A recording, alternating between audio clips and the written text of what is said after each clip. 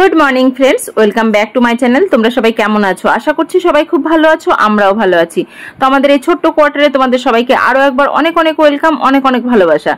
तो तोमादेर तो आमि बोले दिलाम जे आमरा भालो आछि, किन्तु आदेও कि भालो आछि? हयतोबा भालो नेই। এই রকমই পরিস্থিতি হয়তো আমাদের হয়েছে। তো কালকে আমি একটা কমিউনিটি পোস্ট করেছিলাম যেখানে লিখেছিলাম যে একটা বিপদের সম্মুখীন হয়েছি, তার জন্য ভিডিও শুট করতে পারিনি, তোমাদের কাছে ভিডিও দিতে পারিনি। সত্যি বলছি, বিপদটা যে এমন ভাবে আসবে আমি কখনো ভাবতেই পারিনি। মানে সেই কথাটা এখনো যখন ভাবছি না, যে আমার গায়ের মধ্যে কাঁটা দিয়ে উঠছে যে এত বড় একটা বিপদের মুখে পড়েছিলাম। তো বিপদটা অনেকটা অল্পের উপর দিয়ে চলে গেছে। তো খুব অল্প যে বলা সম্ভব সেটাও বলা সম্ভব না। মানে আমি যে কি করে তোমাদের পুরোটা বলবো আমি নিজেই বুঝতে পারছি না। মানে কোথা থেকে কি বলবো আমি কিছুই বুঝতে পারছি না, সত্যি কথা বলছি। মানে কালকে যে আমার কি পরিস্থিতি হয়েছিল, কালকে না দুদিন আগে, মানে যেদিন ঘটনাটা ঘটেছে সেই দিন যে আমার কি পরিস্থিতি হয়েছিল আমি তোমাদের বলে বোঝাতে পারবো না। তো যাই হোক, দেখো সকালে সমস্ত কাজকর্ম তাড়াহুড়ো করে কমপ্লিট করছি। তারপর পিহুর স্কুল আছে, পিহুর স্কুলে পাঠাবো। আর ওরা দুজন এখন ঘুমোচ্ছে। আজকে অনেক সকালে উঠেছি, ওরা ঘুমিয়ে থাকতে থাকতে আমি কাজগুলো কমপ্লিট করে নিচ্ছি। কারণ হচ্ছে তোজোর শরীরটা প্রচন্ড খারাপ। আর আজকে হচ্ছে আমার শাশুড়ি মা আসছে।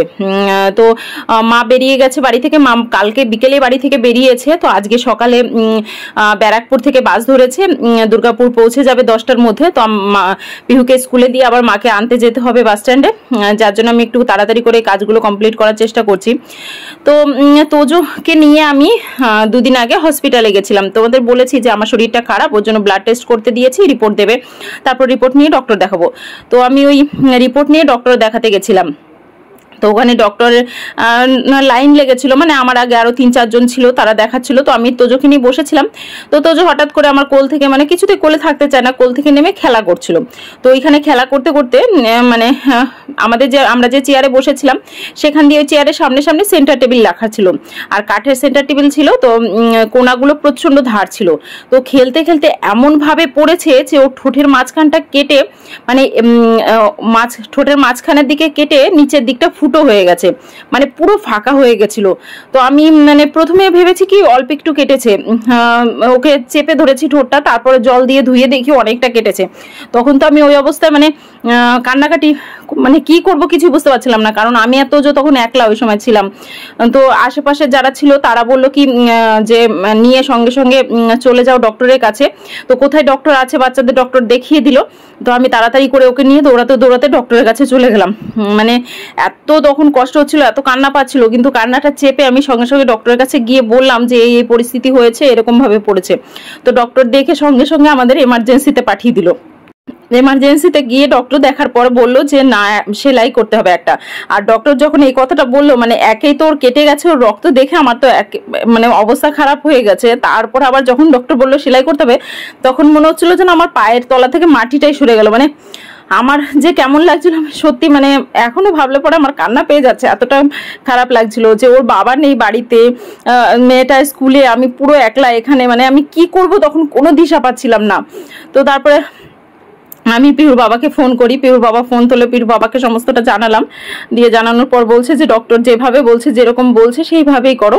তো তারপর আমি ডক্টরদের বললাম যে ঠিক আছে, আপনারা যেটা ভালো হয় সেটা করেন।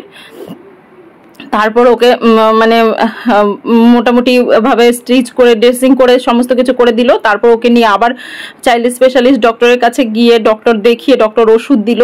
তো ওষুধ নিয়ে সেখান থেকে আবার, মানে হসপিটাল থেকে পিহুর স্কুলটা কাছে, ততক্ষণে মোটামুটি 11টা 15-20 বেজে গেছে। মানে পিহুর স্কুল থেকে নিয়ে আসে, মানে স্কুল ছুটিরও টাইম হয়ে গেছে।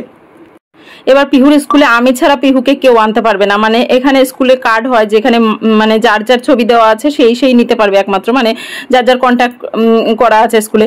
তো আমাকেই আনতে যেতে হবে। তো তোজোকে আমি ওইভাবেই কোলে করে নিয়ে পিহুর স্কুলে আবার ছুটি। আর তোজোর জামা পুরো মানে ব্লাড হয়েছিল, এতটা মানে আমি বাড়ি যাওয়ার আরও সময় পাইনি হসপিটাল থেকে, সোজা পিহুর স্কুলে গেছি। তো পিহুর স্কুল থেকে পিহুকে নিয়েছি ওখানে, মানে আমি সুস্থভাবে থাকতেও পারছিলাম না, মানে পুরো আমি কান্না করে করেই ওখানে ছিলাম। তো সেখান থেকে পিহুকে নিয়ে এসে তারপর বাড়িতে এসে আমি সবাইকে জানাই, মানে আমাদের বাড়িতে, আমার শ্বশুর বাড়িতে, তারপরে আশেপাশে যারা ছিল সবাইকে জানালাম। জানানোর পর সবাই বলছে ফোন করলে না কেন। তো আমি এটাই বলছিলাম যে তখন না মাথায় আসছিল না যে কি করব, কেমন লাগছিল বুঝতেই পারছিলাম না। তো তারপরে মানে বাড়িতে জানানোর পর তো তারপরে শাশুড়ি মা বললো যে ঠিক আছে, অসুবিধা নেই, আমি কালকে যাচ্ছি। তো দেখো কথা বলতে বলতে আমি ভিডিওটা কখন থেকে কি করলাম আমি বলতেই ভুলে গেছি। তো সকাল থেকে সমস্ত কাজকর্ম সেরে স্নান করে চলে এসেছি পিহুকে নিয়ে স্কুলে যাব বলে। তো পিহু দেখো আজকে কিছুটা একা একাই রেডি হলো। আমি ওকে বললাম যে তুমি রেডি হও, ভাইয়ের তো কষ্ট হচ্ছে, ভাইকে একটু দেখতে হবে। তো যার জন্য নিজেই রেডি হলো। তো পিহুকে স্কুলে দিয়ে এসে তারপর দেখো বাড়ি আসি, আর বাজার করে নিয়ে এসেছি টুকটাক কিছু। আর তোজোকে না পাশের বাড়িতে ওদের ঘরে রেখে গেছিলাম। তো ওদের ঘরে দেখো খেতে দিয়েছে, সেই খাবারের থালাবাটি নিয়ে আসতে হবে আমাদের বাড়িতে, মানে কান্না করছিল, তো সেজন্য আবার থালাবাটিটা হাতে করে নিয়ে আসলাম। তো তারপরে তোজোকে একটুখানি টিভি চালিয়ে দিয়েছি, আর আমি পুজোর সমস্ত জিনিস গুছিয়ে নিচ্ছি। আর অনেক কটা দিন পুজো দেওয়া হয়নি, তো একটুখানি প্রবলেম ছিল, যার জন্য আজকে পুজো দিতে একটুখানি বেশি টাইম লেগে গেল সমস্ত কিছু পরিষ্কার করতে। তো তোজোকে সে হসপিটাল থেকে সেলাই করে আনার পর তারপরে যে মানে সুস্থভাবে সেলাইটা রেখেছে সেটাও রাখিনি। ও এতটাই দুষ্টু আর এতটাই দুরন্ত কি বলবো, মানে দুপুরবেলা ওকে সেলাই করেছে ঠোঁটে, আর মানে রাত্রেবেলা বসে বসে, আমি তখন পিহুকে বই নিয়ে বসিয়েছি, ও বসে বসে টিভি দেখছিল, সেই সময় বসে বসে কেমন করে জানি না কিভাবে কি করেছে, খুঁটে খুঁটে সেলাইটাকে খুলে বের করে দিয়েছে। তো হঠাৎ করে ওকে দেখতে গিয়ে দেখি কি ওর ঠোঁটে সেলাইটা নেই।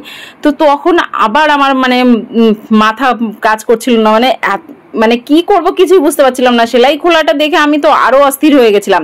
তারপর পিহুর বাবাকে তাড়াতাড়ি করে ফোন করলাম, পাশের ঘরের ওনাকে ডাকলাম। উনি বললো যে একবার নিয়ে যাও ডক্টরের কাছে, কারণ সেলাইটা থাকলে ঘাটা শুকাতেও তাড়াতাড়ি হতো, খুব তাড়াতাড়ি ঘাটা শুকিয়ে যেত, আর সেলাই না থাকলে কাটা শুকাতে টাইম লাগবে। তার জন্য আবার মানে ওর বাবা একজনকে ফোন করলো রাত্রেবেলা, তখন 8:30 মতো বাজে। তো একটা দাদাভাই বাড়িতে ছিল, তো উনি আমাদের নিয়ে গেল হসপিটালে। নিয়ে গিয়ে যেই এমার্জেন্সিতে মানে ওকে সেলাই করেছে সেখানেই নিয়ে গেলাম। সেখানে নিয়ে গিয়ে দেখানোর পর ডক্টর ওকে দেখে হাসছে, মানে ডক্টর পুরোপুরি বলছে যে ওকে দেখে কে বলবে যে ওর এত বড় একটা চোট লেগেছে, ওকে আমরা সেলাই করেছিলাম, কেউ বলবে না, মানে ডক্টর ওকে দেখে পুরো হাসছিল। তো তারপরে ডক্টর বললো যে এখন আর সেলাই করা সম্ভব না, তো এইভাবেই থাকতে হবে, মানে ঘাটা শুকোতে এখন টাইম লাগবে, তো একটুখানি ভালো করে যত্ন রাখতে হবে। তো মানে ও যে এতটা দুরন্ত, মানে কি বলবো বলো, হাসিও পায় কান্নাও পায়, মানে কি করে যে ওকে সামলাই শুধুমাত্র আমি জানি। প্রত্যেকটা সেকেন্ড দেখে রাখি ওকে, তারপরেও না মানে মানে কি বলবো ওকে আমি যেন সামলাতে পারছি না। তো যাই হোক আজকে তো মা চলে আসছে, একটুখানি আমার সুবিধাই হবে। মানে তোজো যত বড় হচ্ছে ওকে যেন আমি সামলাতেই পারছি না, ওকে আমি কিছুতেই মানে দেখে রাখতে পারছি না, কিছু না কিছু কোথাও না কোথাও লাগিয়ে আসছে, কোথাও চোট লেগে যাচ্ছে, তো কিছু না কিছু করছেই। মানে ওর বাবা যাওয়ার পর থেকে বিশেষ করে, ওর বাবা যেদিনই গেছে সেদিনকেই মানে ব্লেড দিয়ে হাত কেটে ফেলেছিল, মানে একটার পর একটা কিছু না কিছু করছে। ওর জন্য আর পারছি না আমি একা একা থাকতে। তো যাই হোক দেখো মা চলে এসছে, মানে ফোন করেছিলাম, মা বললো যে 10 মিনিটের মধ্যেই পৌঁছে যাবে বাস স্ট্যান্ডে বাস। তো আমি তার জন্য দেখো বেরিয়ে গেছি মাকে আনতে জন্য। আর তোজোকে পাশের কোয়ার্টারে রেখে গেছিলাম। তো দেখে দেখো ঠাম্মিকে দেখে কতটা খুশি হয়েছে। আর আমি না ওর কাটা ঘাটা কাছ থেকে দেখাতে পারছি না, কারণ হচ্ছে চ্যানেলে মানে হয়তো এফেক্ট পড়বে, মানে চ্যানেলে প্রবলেম হলেও হতে পারে হয়তো, বা ভিডিওটা ডিলিট করে দেবে বা কিছু একটা প্রবলেম হতে পারে। আর তোমরা দূর থেকে কিছুটা তো বুঝতে পারছো, চোখ মুখগুলো পুরো ফুলে গেছে। তো মা আসার পরে দেখো রান্নাবান্না কমপ্লিট করে তারপর আমরা খাওয়া দাওয়া করেছি, পিহুকেও নিয়ে এসেছি দুপুরবেলা। আর এখন হচ্ছে বিকেলবেলা, পিহুর হোমওয়ার্ক ছিল কিছু, তো হোমওয়ার্কগুলো করিয়ে দিচ্ছি। আর পিহুর এখন সবে মানে স্কুল যাওয়া শুরু করেছে, এই সময়টা যদি আমি ওর গ্যাপ করে দিতাম, মানে একা একা হয়তো আমি স্কুলে পাঠাতাম না, ঘরে বসে থাকতাম, তাহলে ওর অনেকটা মানে এমনি তো ইউকেজিতে ক্লাস করতে পারিনি, অনেকটা ক্ষতি হয়ে গেছে। তারপরে এখন যদি আবার গ্যাপ যায় তাহলে অনেকটাই পিছিয়ে পড়বে সবার থেকে। তো তার জন্য না দেখলাম যে না মানে যেভাবেই হোক সামলাতে হবে। তো যাই হোক মা এসে এখন বেশ মানে যে যতগুলো দিনই থাকুক না কেন মানে আমার বেশ ভালোই হবে। দেখো মায়ের কাছে রেখে আমি পিহুকে টিউশন দিতে এসেছিলাম, তো একা একাই বাড়ি যাচ্ছি। তো এখন এই তোজোর একটুখানি রেস্ট পাবে, মায়ের সাথে সাথে সবসময় থাকতে পারবে। আর ও খুব খুশি, মানে তোজো পিহু দুজনাই খুব খুশি।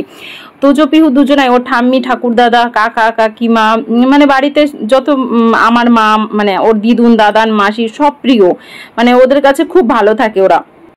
আর এখন দেখো রাত্রেবেলা, তো আমি ভাবছি রাত্রে রান্না বান্না করবো। আর ওই তোজো শরীর খারাপ করে করে মানে চোট লেগেছে পর থেকে দুধ জাল দেওয়াই হচ্ছিল না, দুধ নিয়ে নিয়ে ওইভাবে ফ্রিজে রাখা ছিল, তো দুধগুলোকে জাল দিয়ে নিচ্ছি, ভাবছি দুধটা দিয়ে ছানা করে দেবো। আর দেখো 2-3 দিন থেকে জামা কাপড়ও ভাঁজ করা হচ্ছিল না, দুনিয়ার জামা কাপড় হয়ে গেছিল, তো সেইগুলো আজকে বসে বসে ভাঁজ করে নিচ্ছিলাম। আর গল্প করছিলাম, কারণ অনেকদিন পর আমাদের দেখা হয়েছে। আর ফোনে তো সেইভাবে কথা হয় না, কারণ হচ্ছে ফোনে দেখো আমিও সারাদিন ব্যস্ত থাকি, মাও বাড়িতে ব্যস্ত থাকে, তো ওই ফোনে সবাই কেমন আছো কি এইটুকুই কথাবার্তা হয়। সামনে থাকলে যতটা কথা, ফোনে কিন্তু অতটা কথা কখনোই হয় না। তো যাই হোক, গল্প করছি আর কাজ করছি, আর বেশ ভালোই লাগছে। এতদিন বেশ একা একা লাগছিল কোয়ার্টারে, বেশ মানে বোকা বোকা লাগছিল, ভালো লাগছিল না। তো এখন কাজেও অনেকটা এনার্জি পাচ্ছি, আর মানে সমস্ত কিছু মনে হচ্ছে যেন ভালোভাবে হয়ে যাচ্ছে। আর তোজো পিহু একটুখানি টিভি দেখছে দুজনা মিলে বসে বসে, আর মাও ওদের কাছেই ছিল। তো এদিকে দেখো রান্নাবান্না করছি, রাত্রে ডিমের ঝোল করব। তো আজকের ভিডিওটা কি করলাম কি বললাম আমি নিজেও কিছু বুঝতে পারছি না। তো চলো ভিডিওটা তোমরা পুরো কন্টিনিউ দেখো। তো চলো আজকের ভিডিওটা এই পর্যন্তই শেষ করছি। তোমাদের ভিডিওটা কেমন লাগলো অবশ্যই কমেন্ট করে জানিও, ভালো লাগলে একটা লাইক শেয়ার করো, আর চ্যানেলে যদি নতুন হয়ে থাকো তাহলে চ্যানেলটা অবশ্যই সাবস্ক্রাইব করো। তোমাদের সঙ্গে দেখা হবে নেক্সট ভিডিওতে। ততক্ষণ তোমরা সবাই খুব ভালো থেকো, সুস্থ থেকো, সাবধানে থেকো, আর তোমরা সবসময় এভাবেই আমার পাশে থেকো, কারণ আমি জানি আমি ভিডিও দিতে অনেকটা গ্যাপ করে ফেলেছি। তোমরা প্লিজ ভুলে যেও না, আর ভিডিও না দিলে না মানে অনেকটাই চ্যানেলটা ডাউন পড়ে যায়। তো তোমরা সবাই পাশে থেকো প্লিজ।